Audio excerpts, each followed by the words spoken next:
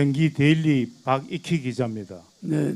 저는 오랫동안 허경영 후보의 정강 정책을 잘 봤습니다. 방금 전에 국민의당 안철수 후보와 단일화를 제안하셨는데 지금 야권에서는 정권 교체를 아주 희망을 하고 있습니다. 그렇다면 그 단일화를 하고 난 다음에 또 국민의힘당 후보와 또 단일화를 하는 건지 안 그러면 별도로 출마하는 건지 그게 궁금합니다. 그에 대해서 답변해 주시기 바랍니다. 전번에 내가 기자회견 할 때 말씀했듯이 여야 어느 당과도 저는 문호를 활짝 열고 안철수와 한 사람이 뽑히면 또 여당이나 야당의 대선 후보와 경선할 수가 있습니다.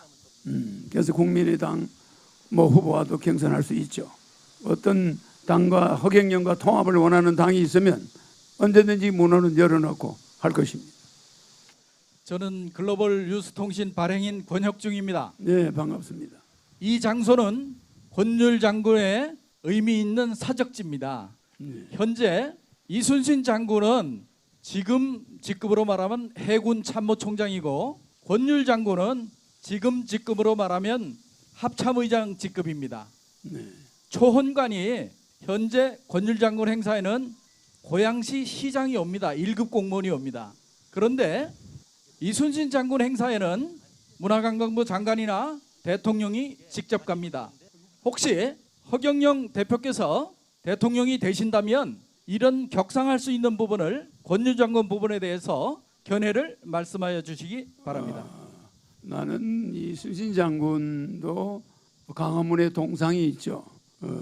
그러나 이순신 장군은 행주 대첩이 아닌 한산 대첩, 한산 대첩의 공이 세계 전쟁사에 처음 있는 일로 세계 3대 대첩으로 기록이 되어 있습니다. 그래서 이순신 장군의 예우를 우리가 계급을 떠나서 그 당시 한산 대첩이나 이럴 때는 그 계급을 떠나서 해군의 수장이지만 국가에서 그만한 예우를 하고 있는 걸로 알고 있습니다. 그러나 권율 장군도 덕장, 지장, 용장으로서 수원 전투나 또 이 수원의 세마 전투, 세마산성에서 그 지혜롭게 해서 또 왜군을 물리치고 또 행주산성에서 3만 명의 왜군을 물리치는데 부녀자를 동원하고 성군을 동원하고 관군의 힘만으로 했으면 패할 수도 있는 전투에 그 덕이 있는 장군이다 보니 많은 사람들이 권율 장군을 도왔다는 거 세계 전쟁사에 유례가 없습니다. 부녀자들이 자기 목숨을 걸고 돌멩이로 적을 무찌른 나라는 우리나라밖에 없습니다. 그렇기 때문에 권율 장군의 덕, 권율 장군의 지혜, 권율 장군의 용기를 우리는 거울 삼아서 여기에 앞으로 행사 때는 대통령이나 총리가 이순신 장군 노예와 똑같이 국가에서 예우를 하도록 바꾸겠습니다. 그리고 또 하나는 우리가 역사 교육이 수도권에 많은 학생들이 중고등학생들이 있는데 이 행주산성은 가깝습니다. 그런데도 우리는 너무 과외 공부에 치중한 탓으로 이 행주산성을 많은 학생들이 방문하지 않는 것 같아요. 그래서 국가에서 이 한산 쪽은 서울 경상남도나 전라남도 쪽은 이순신 장군 쪽으로 젊은이들이 많이 가지만 이쪽은 충북권 이북은 이 한산 대첩이 아닌 행주 대첩 이것을 역사 교육에 많이 이용하도록 여기를 탐방하도록 하겠습니다. 조 기자님, 충청투데이 국회 출입기자 이환구입니다. 안녕하세요.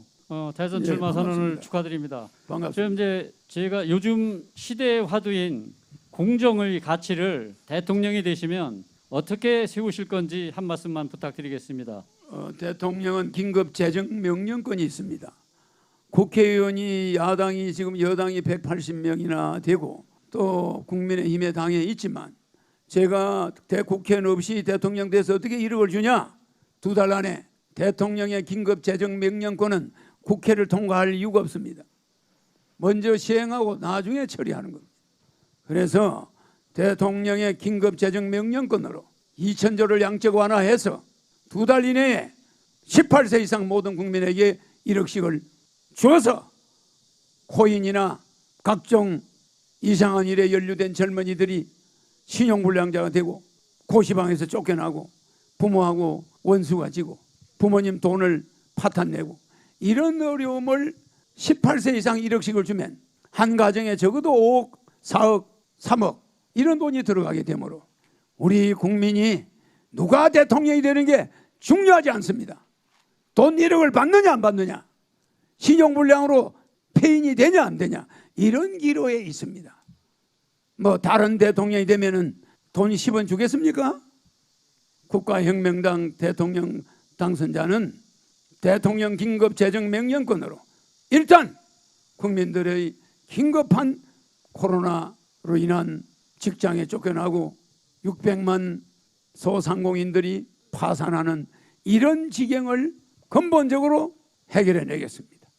그리고 나서 국민 배당금을 매월 주게 되므로 헌법 1조를 바꾸어서 헌법 1조에 대한민국 민주공화국이다.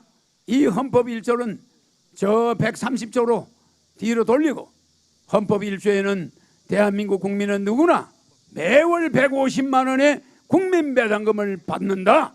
최소 미니멈이 150만 원이고 세금이 더 많이 절약되면 한 달에 200만 원도 될 수가 있다. 그런 내용을 헌법 제1조에 넣어서 대한민국 국민은 누구나 자살하지 않아도 되고 중산층의 생활을 보장한다. 이걸 헌법 1조에 넣어서 누구도 불안하지 않고 즐겁게 직장을 다니고 모든 사람이 얼굴을 펴고 다니는 그런 세계 12경제 대국의 그런 모습을 실천하겠습니다. 그런데 경제는 세계 10인데 국민들은 세계 100위의 생활을 하고 있으니 이것이 얼마나 돈이 어디로 몰려갔는지 나는 반드시 그것을 찾아내서 국민에게 돌려드리겠습니다. 예, 허경영 국가혁명당 명예대표님 오늘 대선 출마 기자회견 축하드립니다. 일요신문의 김기봉 기자입니다. 네네. 지난 그 서울시장 선거 때 보니까요, 전국의 그 후보자들 중에서 세금을 가장 많이 냈고 안철수 국민의당 대표보다도 더 세금을 많이 냈다, 이렇게 이제 신문하고 방송에 이제 났는데 그러한 그 수입이 어디서 났는지 좀 알고 싶습니다.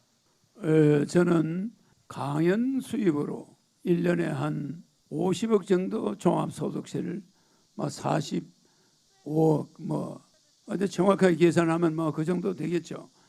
그 정도의 세금을 냈습니다. 그러니까 100% 강연 수입이라고 봐야죠. 주식회사 하늘궁 제가 매주 토요일 일요일 강의를 하고 또 거기에 따른 부대 사업이죠.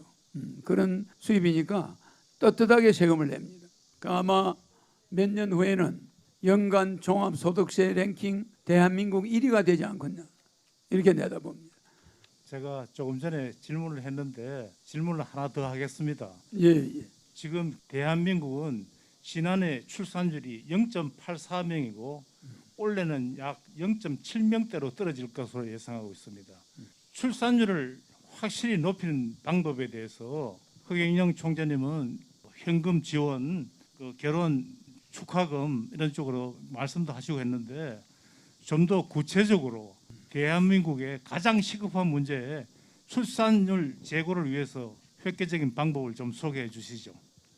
대한민국 국민들은 지금 자녀들이 40대, 50대 결혼을 못 시키고 있는 집이 많습니다. 그래서 나는 결혼부를 신설합니다. 그러니까 여성 여가부를 폐지하고 통일부를 폐지하고 그 여가부 자체를 결혼부로 바꿨습니다. 그래서 우리 가정이 결혼을 시키는 그 1년 예산이 40조, 세계에서 제일 많이 쓰는데 그런데 저출산은 세계 1위입니다. 돈이 어디로 갑니까?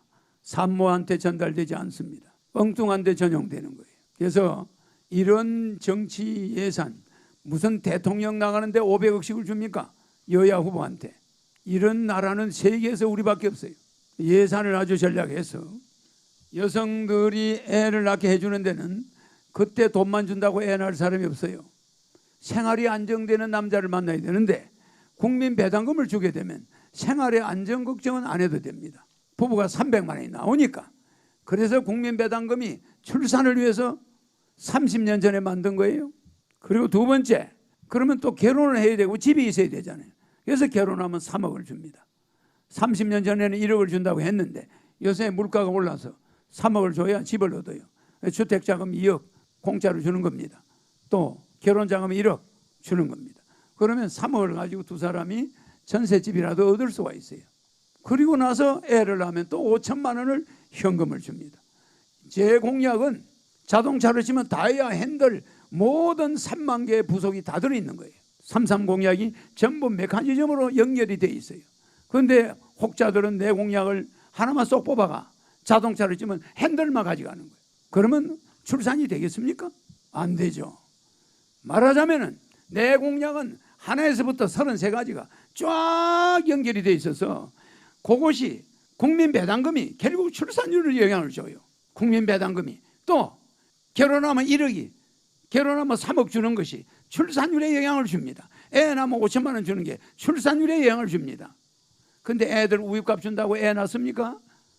단칸방에서 쫓겨나는 신세인데 생활비가 없는데 이런 정치인들을 보면서 속이 뒤집어져요. 국민을 뭘로 하는 거예요? 국민들은 생활이 안정이 될 때 여성이 결혼도 하고 애도 낳는 거예요. 그래서 연애도 해야 되니까 연애 비용도 매월 20만 원씩.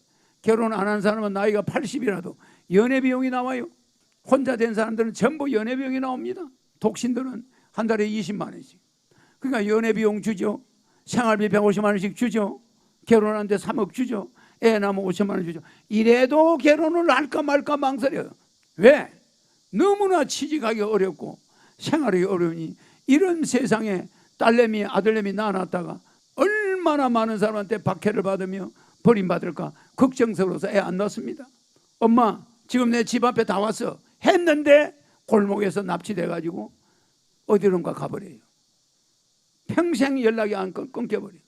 이렇게 죽은 여성이 한 1년에 소식 끊긴 여자가 1년에 5천여 명입니다. 이런 나라에 딸을 하나 낳는다 아들 하나 낳는다 치안 문제까지도 완벽하게 만들어줄 때 자식을 낳을 수 있는 겁니다. 그래서 저는 숟가락 몽댕이에서부터 딸의 안전까지 죽을 때까지 보장해주는 나라, 그렇게 믿고 맡겨놓을 수 있는 나라, 세계에서 제일 안전한 나라 대한민국을 여러분한테 만들어주려고 대통령이 나온 겁니다. 네네, 감사합니다. 기자님들의 질의는 이것으로 줄이도록 하겠습니다. 자, 그러면 민족의 성지 행주 산성에서 거행된 허경영 국가혁명당 당명의 대표님의 20대 대통령 공식 대선 출마 선언 및 기자회견 행사를 모두 마치겠습니다.